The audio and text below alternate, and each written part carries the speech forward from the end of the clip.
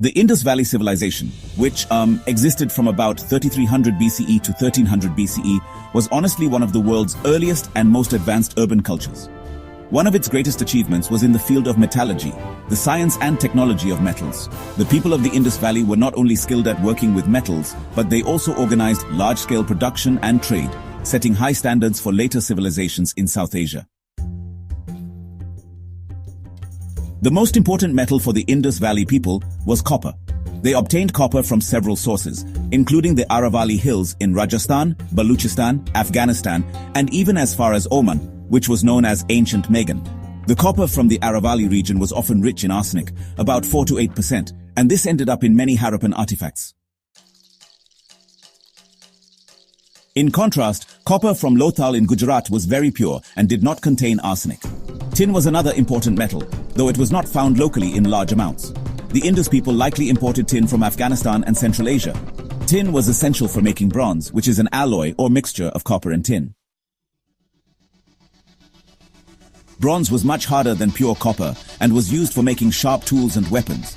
In many Harappan bronze objects, tin content could be as high as 12 to 13%, which made the tools strong and durable.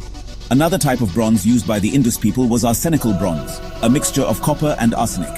This alloy was either made by using naturally arsenic-rich copper ores or by adding arsenic on purpose. Arsenical bronze was also harder than pure copper and was used for making statues and tools. The Indus people also used lead and silver, which they got from the Aravalli Hills and possibly Afghanistan. These metals were mostly used for making vessels, ornaments, and for mixing with other metals. Gold was highly valued and was used for making beads, pendants, and ornaments, especially for people of high status. Gold was sourced from South India and the Indus region itself. Occasionally, the Indus people also used antimony and nickel to make their alloys stronger or to give them special properties. Mining in the Indus Valley began with simple surface pits, but later developed into deep shaft mining, especially in the Aravalli Hills. The ores were first roasted to turn sulfides into oxides, then crushed and smelted at high temperatures, usually above 850 degrees Celsius. Most of the smelting was done near the mines, and the metal was then transported as ingots to urban centers like Lothal and Dholavira for further processing. Archaeologists have found remains of cylindrical furnaces, kilns, and fire pits at sites like Harappa, showing that the Indus people had advanced technology for smelting and crafting metals. They used several metalworking techniques. Lost wax casting, also called Sire Purdu, was perfected for making detailed figurines and ornaments. The most famous example is the bronze dancing girl from Mohenjo-daro. Hammering and forging were used to shape vessels, wires, and tools from copper and bronze sheets. Cutting, chiseling, sawing, and drilling, well, the Harappans invented true saws, twisted drills, and even eye needles, which were honestly remarkable for their time. So, riveting, soldering, and molding, these methods were actually used to join and shape complex metal objects. Artifacts included tools, ornaments, and, well, quite a bit more. The Indus Valley people made a wide variety of metal objects. Some of the most important types include tools and weapons. These included arrowheads, spears, axes, chisels, knives, razors, saws, drills, and fishhooks. Many of these were made from bronze or arsenical bronze for extra strength and sharpness. Ornaments and jewelry. Now gold and silver were used to make exquisite pieces like beads, pendants, brooches, and bangles. And sometimes, these were even decorated with inlay work. Everyday items like vessels, bowls, pans, and coal sticks, which were actually used for eye makeup, were made using hammering and raising techniques. The dancing girl is probably the most famous example of figurines and decorative objects from this era. But, you know, there were also animal motifs and seals with animal images, and these were made using lost wax casting.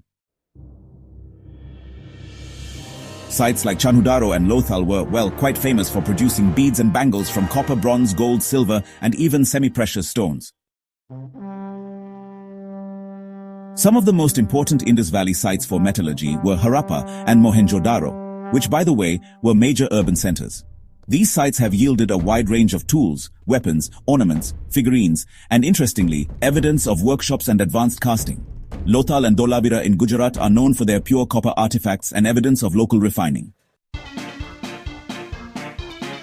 So Chanhudara was actually a center for bead and ornament production, while Ganeswar Jodhpura in Rajasthan was important for copper tool production.